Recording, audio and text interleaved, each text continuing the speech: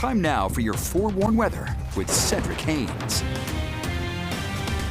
Okay, we are gearing up for our Friday, aren't we? A bit of the calm before the storm, would you say? Really, Cedric? It truly is. Yeah, it really is. And, of course, we like the calm weather before we get to the inclement weather out there, of course. And the calm weather allows us to see beautiful things like this. This was sent in from Scott Taylor, of course. Again, another shot of that full moon. Now, I said it was the cold moon, but it's not. I really did some research real quick. This is the full beaver moon, and it is the last of the super moons for 2024. And, of course, super moons make the moon appear larger and closer in appearance. And the reason they call it the beaver moon, of course, is because that this is typically the time of the year where the beavers kind of go ahead on and hibernate after stocking up for the winter season. So they're getting ready for the winter season. So this is why they call it the full beaver moon. Just a little insight for you if you were wondering, like I was, right? All right, let's take a look here at the weather map. You can see we've got a warm front lifting through the state, a couple of high clouds with it, but that's pretty much about it. Here's our next storm system starting to spread some moisture in the Oregon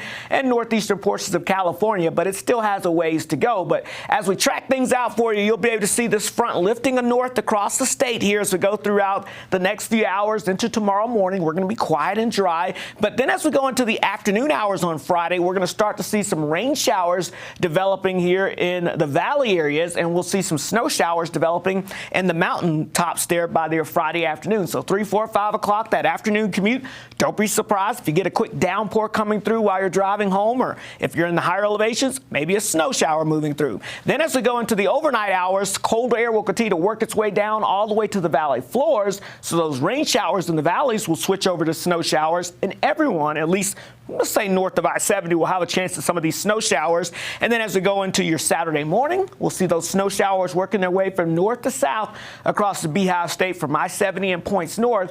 And we could have kind of a little bit of a snowy morning commute. Now, this doesn't look like a big snowstorm, but there will likely be some periods of light snow that will come down from time to time, especially into your Saturday morning. Here's the good news. High pressure clears that moisture out of here by Saturday evening. Now, ahead of this system, we do have some winter weather alerts here in effect for the northern Wasatch Mountains over towards the Uintas here. And this basically indicates that we could run into some winter driving conditions. So if you're going over some of those passes or in through the canyon rides here into the Wasatch Mountains and over towards the Uintas, just know you could be talking about the potential of some decent accumulations from this system as it moves through. Now, we're not going to see anything like that in the valleys, but we could see a dusting up to an inch of snow maybe potentially in some spots there along the valley floor. Now, again, the good news, as I mentioned, by Saturday evening, if you're heading down south to Provo, any of the snow shower activity should come to an end. Temperatures are going to be quite cold for the game as they'll be in the 30s, but we should be dry for that BYU-Kansas matchup. So that's some good news, and we hope for some continued success for our BYU friends, right?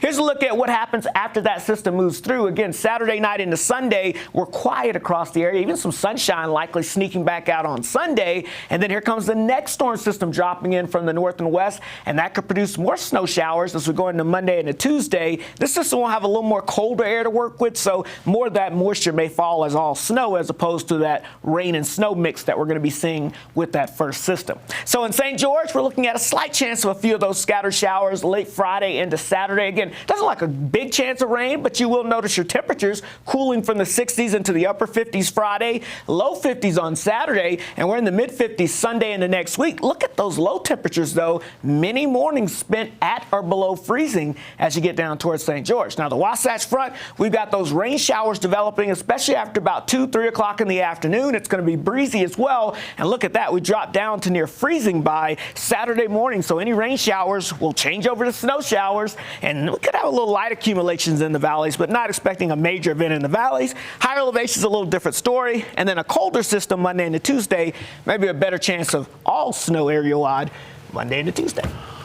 Okay. Yeah. Well, folks, it is that time of year. It is that time of the year. Just getting started. Are we going to talk about the good news for Jazz fans tonight? Yeah. Did I call it? You did. I called it. Said they were going to win at home tonight. We will get to that. Okay. We've also got a trio